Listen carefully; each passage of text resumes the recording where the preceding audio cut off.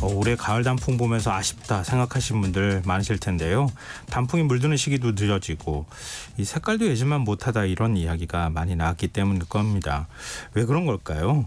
우리가 놓치지 말아야 할 환경 이슈 살펴보는 시간이죠. 지구생활 백서 사단법인 넥스트 윤지로 수석과 함께하겠습니다. 안녕하세요. 네, 안녕하세요. 네, 그러지 않아도 저도 똑같은 생각했었어요. 아유, 아쉽다. 그냥 네. 이 단풍 그냥 끝나버리겠네. 네. 이런 생각했었거든요. 네, 맞아요. 근데 눈빛을 보니까 저랑 비슷한 생각하셨던 것 네, 같은데요. 맞습니다. 네.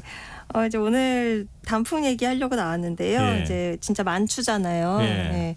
지금 이제 제가 뭐 가을을 타서 그런지는 모르겠는데. 가을 타는 편이에요? 아니요, 평소 안 지나지 그랬는데, 않았나요? 안 그랬는데, 약간 올해 특히 좀 요새 좀 기분이 좀 그렇더라고요. 마음이 좀 쓸쓸해지기도 하고. 네. 그렇긴 하지만 사실 이제 뭐 자연이라는 게 기본적으로 돌고 도는 어떤 순환이 기본이거든요. 그래서 낙엽이 지는 게 아쉽긴 하지만 또 이게 또 져야 그 다음에 또 새 잎의 자양분이 되고 하는지라 오늘 이제 이런저런 이야기 나누려고 제가 좀 준비를 해봤습니다. 약간 좀 과학적인 얘기를 이제 붙여주실 것 같은데 네. 단풍이 올해는 너무 따뜻해서 그랬나요? 네. 너무 늦게 단풍이 들었어요. 네, 아무래도 이제 단풍이 든다라고 하는 게 기온이랑 이제 밀접한 관련이 있으니까 네. 요새 이제 최근에 추워져서 또 그새 또 까먹었는데 사실 요거 한 일주일 요 정도가 추웠지 그 전까지 되게 포근했었거든요. 더웠어요. 네, 맞아요. 그래서 11월 초 제가 그 주말에도 막 반팔 입고 돌아다니는 분들 많이 봤었거든요. 네. 그래서 아마 이제 그럼 단풍이 왜 들까부터 이야기를 해보면 이제 많이들 검색은 해보셨을 것 같아요. 왜 가을에 나뭇잎이 물들까 이런 걸 검색을 해보셨을 텐데 네. 뭐 이제 알다시피 이게 이제 겨울을 준비하기 위해서 그런 거죠. 그럼 먼저 나뭇잎이 그러면 왜 평소에는 녹색을 띌까? 이거 왜 학창 시절에 녹색을 배웠잖아요. 띌까요? 네. 엽록소가 녹색이니까. 그러니까 뭐 이렇게. 엽록소. 그거 너무 단편적이네요. 단편이죠. 그런가요? 네, 그 정도 이제 다들 아시는데 이제 네. 좀 깊이 말씀드리면 이제 우리가 보는 빛을 가시광선이라고 하잖아요. 뭐 네. 빨주노초 파남보 이렇게. 근데 이제 물체는 이 색깔들 중에서 어떤 건 흡수하고 어떤 거는 반사를 하는데 그 반사시키는 빛을 우리가 보는 거잖아요. 그래서 색깔로 인지하는 거고. 네. 그래서 사실 이파리가 그렇게 녹색을 띠는 것도 이파리가 그 가시광선 중에서 빨간색이랑 파란색을 주로 흡수를 한다고 해요. 그래서 이제 녹색을 반사시키기 때문에 녹색을 우리가 보는 겁니다. 그래서 혹시 요새 보면은 왜 지하철 역사에 스마트판 같은 거 조그맣게 설치한 경우들 있거든요. 맞아요. 예. 거기 불빛 기억해 보시면 이렇게 빨갛거나 아니면 빨강이랑 파랑이 섞여서 보랏빛 보랏빛으로. 이렇게 예. 이제 보이는데 그게 예. 이제 식물이 좋아하는 색깔이 빨강 파랑이다 보니까 그걸 쏘아주다 보니까 이제 그런 색깔을 띠는 거예요. 네.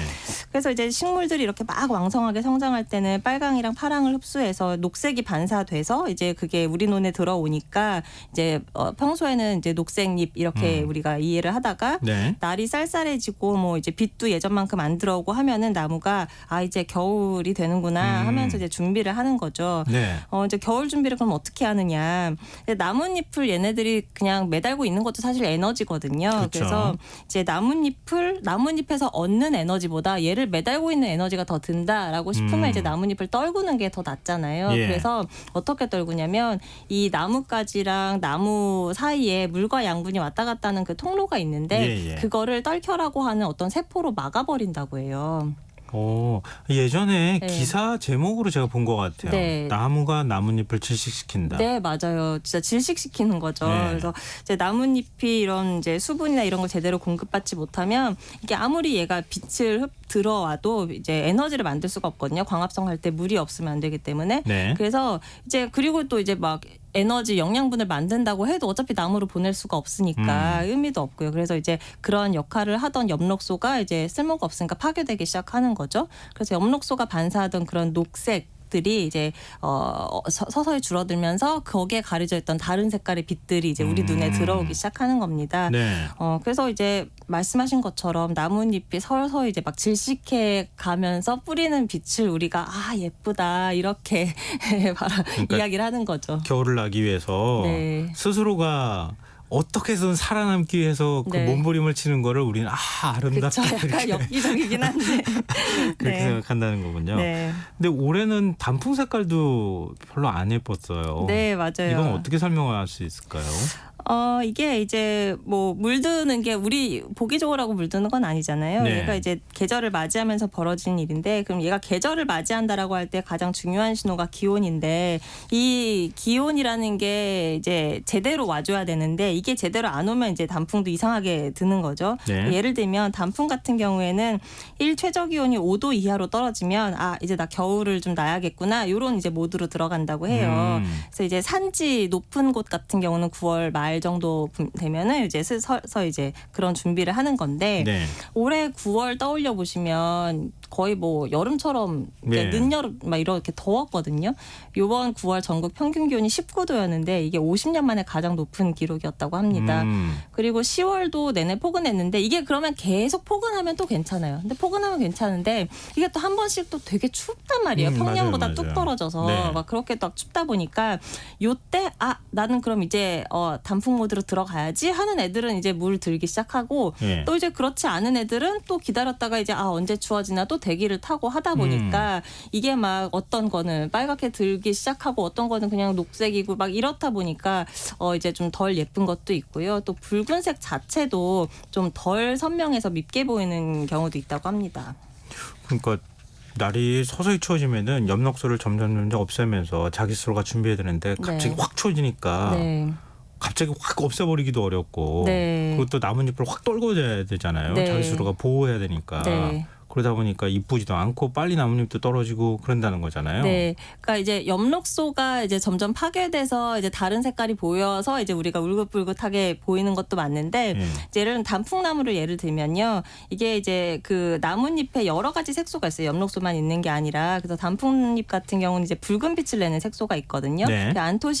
안토시아닌이라고 하는 건데, 이게 이제 잘 합성이 되는 조건이 있다고 합니다. 우리가 전형적인 가을 날씨라고 알고 있는 이제 맑고 건조하고 이제 온도가 서서히 내려가고 일교차도 적절히 벌어지는 네. 약간 그런 상태여야지 얘가 이제 잘 합성이 돼서 선명한 붉은색을 띠는데, 이제 워낙 날씨가 막 기온도 들쑥날쑥하고 하다 보니까 이게 제대로 합성이 되지 않아서 색도 좀 이렇게 좀 채도도 떨어지고 막 붉은색도 좀 덜 나오고 하게 되는 거죠.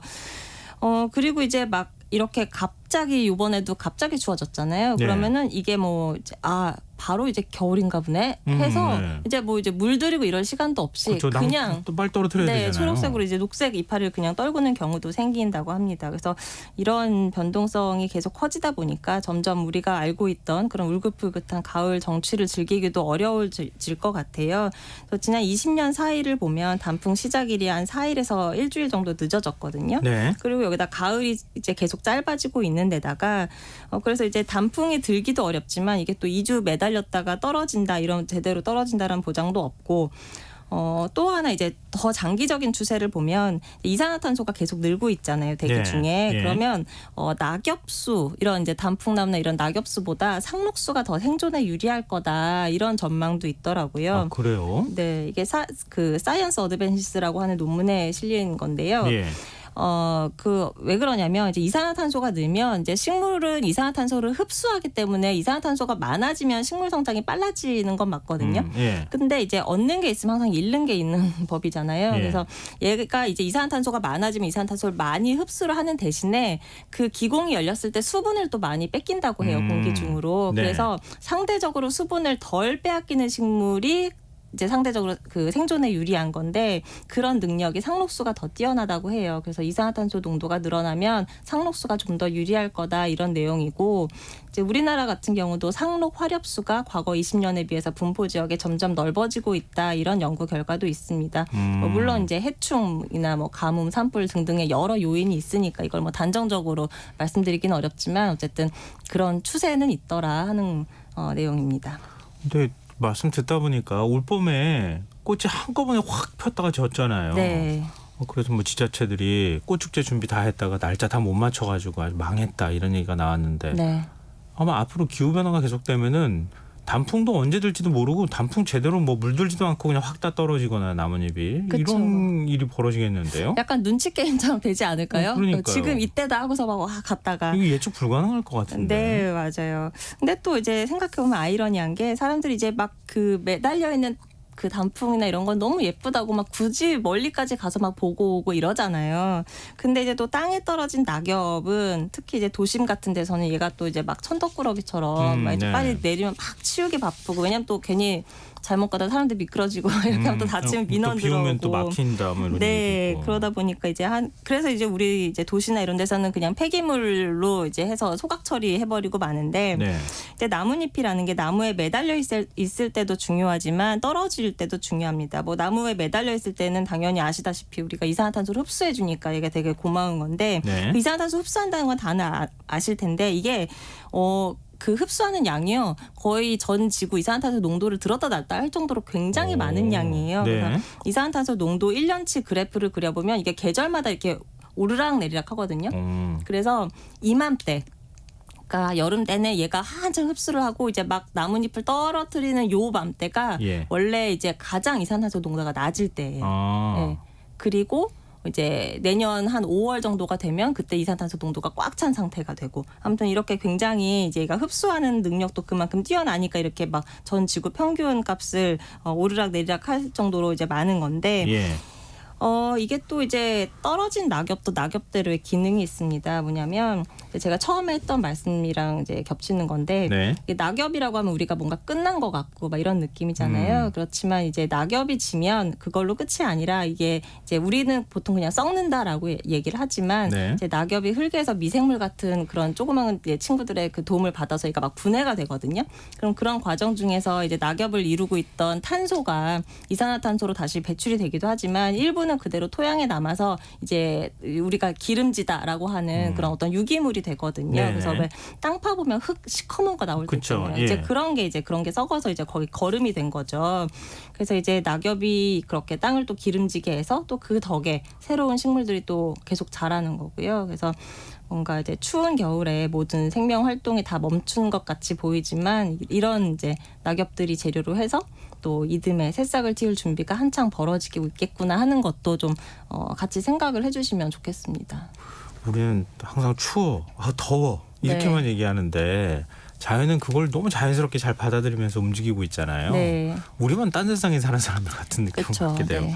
인간이 이런 한계가 있는 거 아닌가 하는 생각이 문득 들었어요. 네. 근데 혹시 가을 단풍 구경 안 가세요? 저는 단풍놀이를 한 번도 가본 적이 없어요. 진짜요? 네, 가보셨어요? 바쁘셔서 못 가셨을 것 같은데. 아니요, 가본 적 있죠 당연히. 아, 그래요? 그 젊은 시절에도 갔고 아, 그렇습니까? 한기름 가면 얼마나 좋은데요. 그거 안 가신? 네. 아, 역시 좀 환경 좀 다르시구나 시각이. 아니, 감정이 메말라서 그렇습니다. 네, 알겠습니다. 낙엽에 대한 굉장히 흥미로운 얘기 들려주셔서 고맙습니다. 지금까지 지구생활 백서 사단법인 넥스트 윤지로 석과 함께했습니다. 고맙습니다. 네, 감사합니다. KBS 라디오 김성환의 시사 1부 순서 여기서 마무리하겠습니다. 전 11시 정각 2부에 다시 찾아오겠습니다.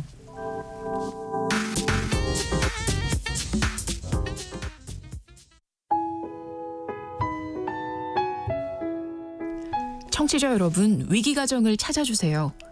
어려운 경제 상황 속에서 긴급한 경제적 지원이 필요한데도 복지 사각지대에 놓여 있어 아무런 지원도 받지 못하고 극한 상황으로 내몰리고 있는 위기가정이 늘고 있습니다. KBS 강태원 복지재단에서는 사회